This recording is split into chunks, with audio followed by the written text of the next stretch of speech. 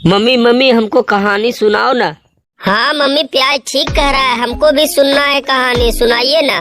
बैगन रानी, प्याज और टमाटर बेटा जिद कर रहा है कहानी सुनने के लिए, तब कोई अच्छा सा कहानी सुना दो, हम भी सुन लेंगे। एक गांव में एक राजा रानी और उसके दो बेटे थे। दोनों बेटा का नाम एक का शीत एक का बसंत था। तो एक दिन की बात है, रानी जाकर के कुआं पर बैठी थी।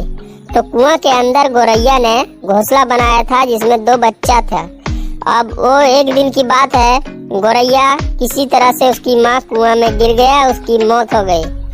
तो उसको पालने पोसने के लिए गौरैया ने मादा गौरैया किसी और को लेकर के आई तो देखी एक दिन की कि दोनों बच्चों को धकेल करके और कुआं में गिरा दिया।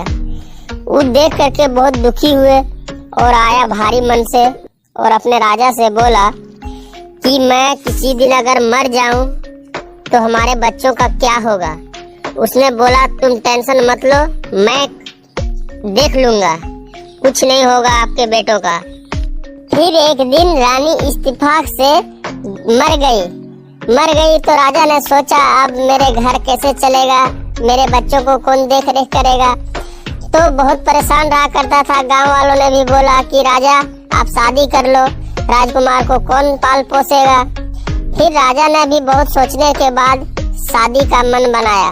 फिर दूसरी शादी करके लेकर के आई रानी को। और फिर वही हाल जो एक सौतेली माँ अपने बच्चों के साथ बर्ताव करती है, उसने भी करना चालू किया। राजा को इस बात की कोई भनक नहीं थी। फिर धीरे धीरे रानी ने नाटक करना शुरू कर दिया कि मेरी तबीयत बहुत जोरों से खराब है। राजा ने वैद्य को दिखलाया। वैद्य ने बोला कि ऐसा कुछ नहीं है ये जिससे कि रानी की कोई खतरा है। लेकिन फिर भी उसके अंदर अंदर चिंता सता रही थी कि कहीं पहले वाली की तरह दूसरी वाली भी न मर जाए। फिर एक दिन की बात है, राजा घर पे नहीं था। रानी ने क्या किया, पतला पतला लकड़ी का अपने पलंग के ऊपर बिछा दिया, ऊपर से बिस्तर लगाया और सो गए। राजा आया, बोला रानी साहिबा क्या हुआ। उसने फिर जवाब दिया कि मेरी तबीयत खराब है। और रानी ने करवट लेते हुए जैसे ही करवट लिया, लकड़ी की टूटने की आवाज आ रही थी। राजा ने पूछा ये कैसी आवाज है। रानी ने जवाब दिया कि मैं नहीं बचूंगी, अब हमारे शरीर की सारी हड्डी टूट रहा है। फिर राजा ने बोला कोई तो उपाय होगा। रानी ने फिर चालाकी भरे अंदाज में कहा कि हाँ एक उपाय है। राजा बोला हुकुम करो। फिर रानी ने जवाब दिया कि शीत और बसंत के कलेजे को मैं जब तक नहीं भून के खाऊंगी तब तक मैं नहीं बचूंगी। फिर राजा क्या था, जोरू का गुलाम बन चुका था। रानी ने उसको अपने कैप्चर में कर लिया था। राजा ने आदेश दिया अपने सैनिकों को कि जाओ शीत और बसंत को लेकर जाओ जंगल और वहाँ उसको मार करके दोनों को कलेजे को लेकर के आना है। फिर सैनिक तो पुरानी रानी की बहुत बड़ा वफादार थी। उसने उसका बहुत अच्छा बर्ताव देखा था, बहुत अच्छी इंसान थी रानी। उसने ऐसा करने का मन नहीं रखा। सैनिकों ने ऐसा सोचना भी गुनाह समझा। फिर दोनों सैनिक आपस में बात मिला करके और उसको लेकर चल गए जंगल। उसके पीछे पीछे दो कुत्ता भी चला गया।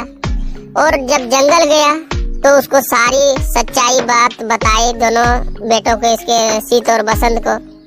बोला बेटा आप यहाँ से कहीं दूर निकल जाओ, अगर जिंदा रहना चाहते हैं तो कहीं दूर चला जाओ, लेकिन आपको अपने घर नहीं रहना है, अपने मम्मी पापा के पास नहीं रहना है।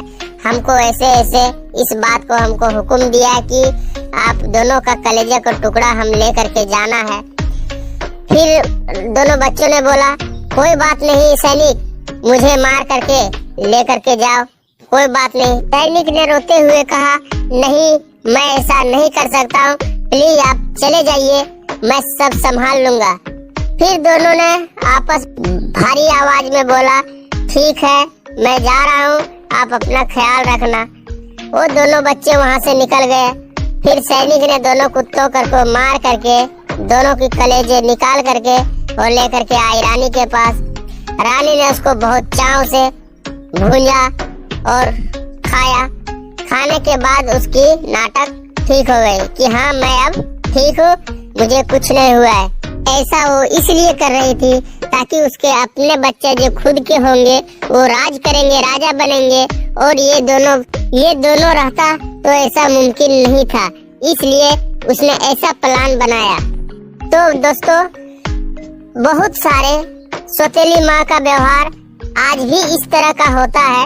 आज मैं अपने कहानी में यही दिखाना चाहता था और सुनाना चाहता था।